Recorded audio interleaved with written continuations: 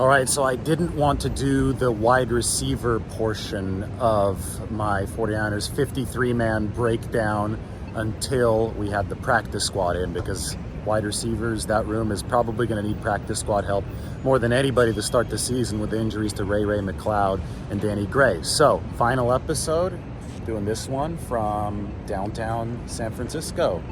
Not a bad spot to do this. Had some business here and happened to be passing through. So let's talk 49ers receivers. Brandon Aiyuk, awesome training camp, by the way. Deebo Samuel, obviously in that group. Juwan Jennings, I can't believe that there were some people that questioned Juwan Jennings on this football team. I mean, he was a lock for wide receiver 3. He's back in there for the 49ers. It's all good. Obviously, Ray McLeod is in the room. Obviously, Danny Gray is in the room, but Danny Gray going on injured reserve. We found that out today with the shoulder injury. So the 49ers are going to have to find a way to make up for some production there, and possibly from Ray McLeod, although I think Ray with a broken wrist, he used to play for the Steelers. He's trying hard to be back for week 1. Maybe that's why the 49ers haven't really shown any urgency to bring in a veteran punt returner, but that still is undetermined. And finally, speaking of punt returners, I think Ronnie Bell has shown some ability to do that, although only 13 punt returns in college.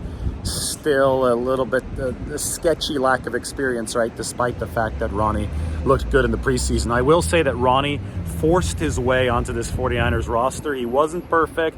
He dropped a couple passes that turned into picks during the preseason. He fumbled the ball, but boy, the after the catch ability was awesome for Ronnie Bell. And if you can do that in this 49ers, in the context of this 49ers offense, you are going to have a job.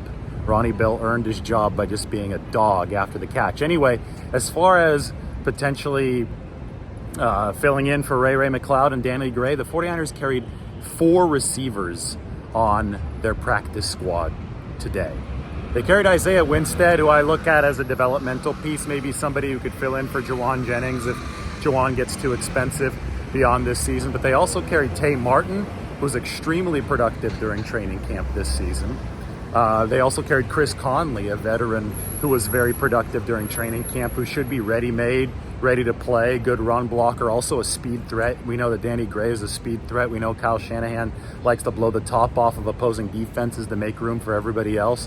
So I think that Chris Conley can potentially give the 49ers that. Them carrying a veteran like that on the practice squad is, in my opinion, significant. And then there's Willie Snead IV. Willie Snead, veteran, has been around the NFL, around the 49ers practice squad last year. Well, he's right back there. He's one of the 49ers 4 receivers that they signed today. I think he will be ready for an instant activation if that's what the 49ers decide that they need. So between those 4 receivers, I absolutely think the 49ers will be using some practice squad activations in weeks 1 and 2 if need be. And I think with Danny Gray on IR, is going to miss at least 4 weeks. I think that it will be something that's needed. So that's why it's important to look at the entire 53-man roster plus the 16-man practice squad. They work in conjunction with each other. The 49ers tap into that practice squad when they need to, and I think they'll need to for that receiver room to start the season. But it's a good-looking receiver room, a lot of different body types, a lot of different skill sets.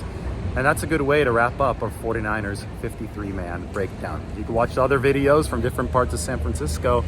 Got some food recommendations in them, so go for it. We'll talk to you soon.